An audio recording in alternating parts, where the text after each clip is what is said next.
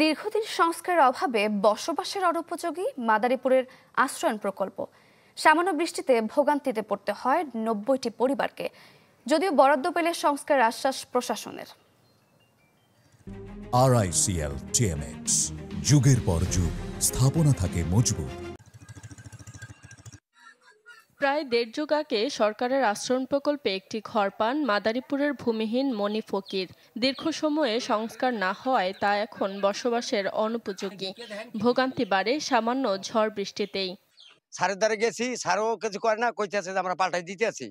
এখন তো আমরা ঘন ঘন আসতেছি আর যাইতেছি, কোনো কাজ তো হয় না, একদম ঘরে তো থাকতে পারি না।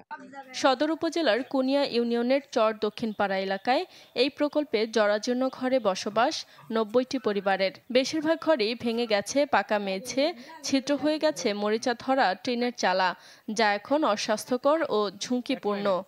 বেশি বেকায়দা, ঘর দুয়ার পানি পড়ে, নিচের টিন সব ভেঙে চুরিয়ে গেছে। আমার হলো বাথরুমের সমস্যা।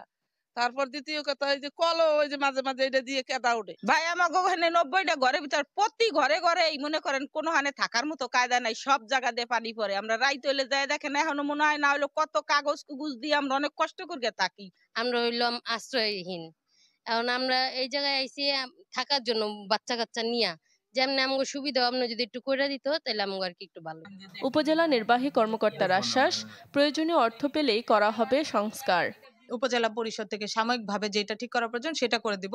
আর বড় আকারে যেটা আপনি সংস্কার বলেন কিংবা নতুন ঘর প্রদান বলেন, সেটা হচ্ছে আপনার একদম মন্ত্রণালয় থেকে অনুমোদন আসার পরে ওটাতে কাজে হাত দিতে।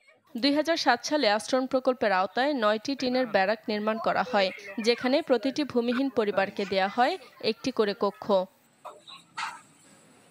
Desk report, channel 24।